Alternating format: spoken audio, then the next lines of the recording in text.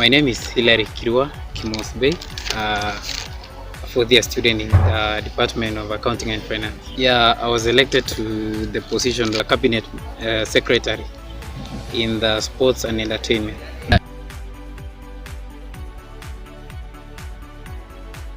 In my time, I would like to say many things I've achieved, and maybe to mention a few that I can remember is that during the start, immediately when I was elected, I managed to talk to the administration because and we renovated the soccer pitch. We know that in the university we have only one soccer pitch, and it is used in many events.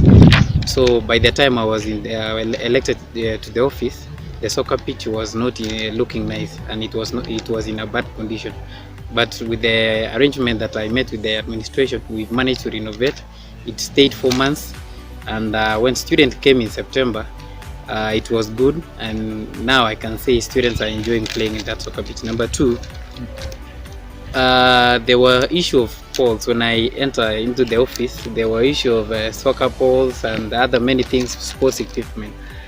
During my time, immediately when I was elected, I've managed to solve all those problems of sports equipment when it comes to various sports events here in the university.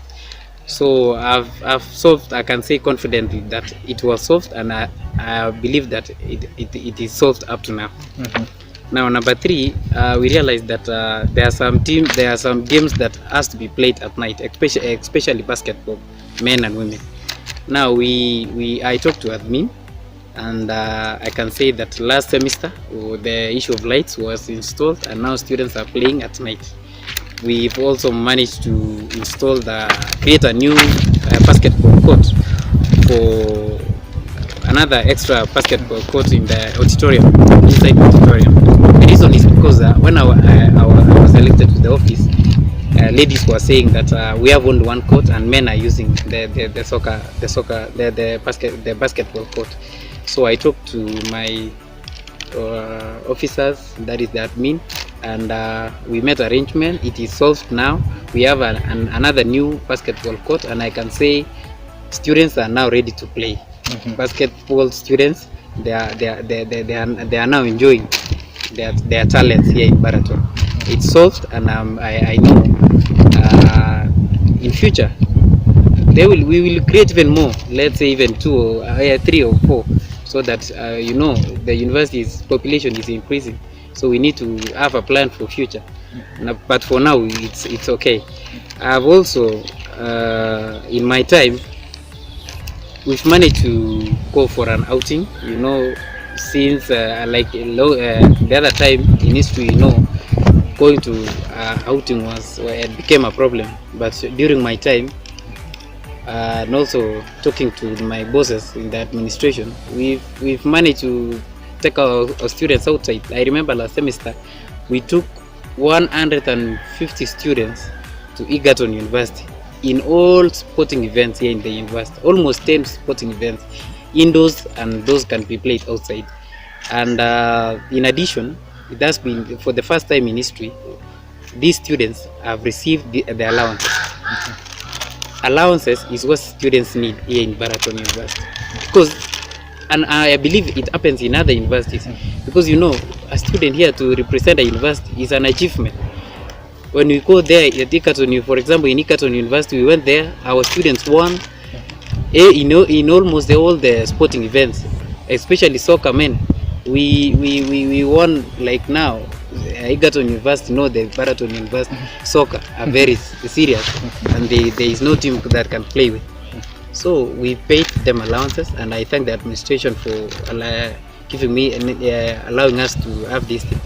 And I will also want to request the administration that next time students, when they are going outside, please consider this, because students really represent the university. They love the university, and also as administration, let's love the students. Mm-hmm. Yeah.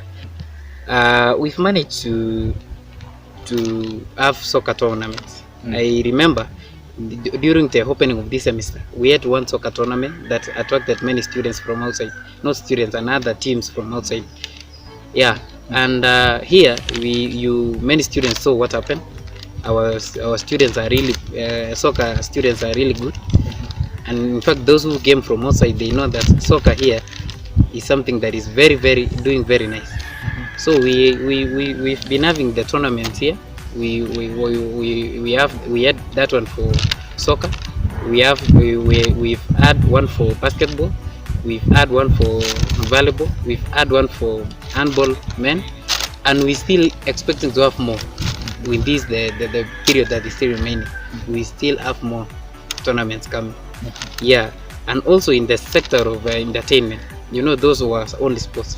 In entertainment, last semester we had many entertainment events that we took it here, and I want to say that for students to hear this, we have a very big event that is coming, that is fashion show, where we will have now to elect Mr. and Mrs. Baraton.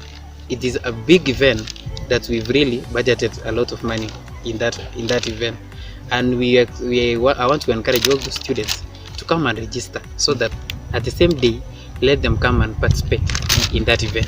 It's coming on, the date is not sure, but early March. We will have that event at early March. We will also have another outing that we are planning to go, sporting outing event that we are planning to go to another university. I don't want to say where we are going now, because arrangements are still ongoing. It's work in progress. And now I want to let the students to know that we still have another outing that will happen, may say early March again. So students, I want to encourage students to go to the field, let them train, so that when we go outside, they will also represent the university in a good way. Yeah, I want to thank all the students that have been coming to the field. They are really coming to training well, and I can say let's continue with the same spirit and also encourage others to come. Lastly, I want to say that we've done many things in the sports, and you know, the sports and entertainment in this university is everything. Students in the university are coming to, also they are coming for academics as well as all the other co-curriculum activities like sports and entertainment. We nurture talent. Here in Baraton, we nurture talent. I would want to tell any student there outside there that if you want to nurture your talent, welcome to Baraton. This is where talents are being nurtured. Yeah, thank you.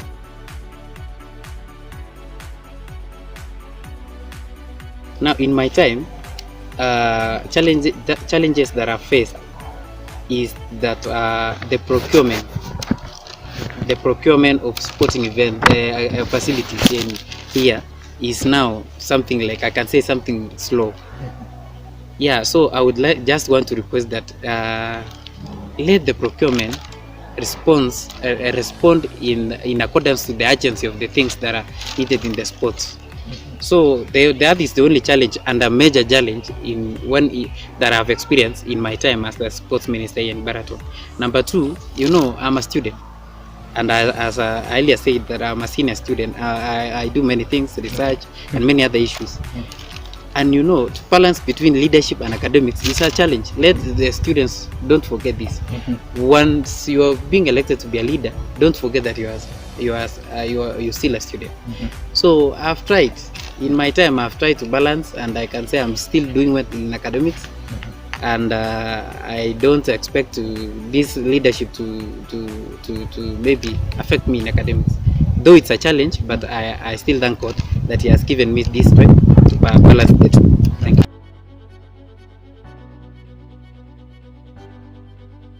Let me advise now the students that they need to come to, okay, they wish to be student leaders.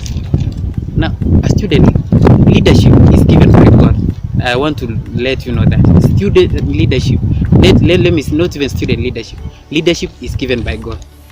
And now, when God gives you, say, a talent to be a leader, for example, remember, as a student leader or a leader, you must have integrity, a lot of integrity. This is what the other leaders outside there are failing to have.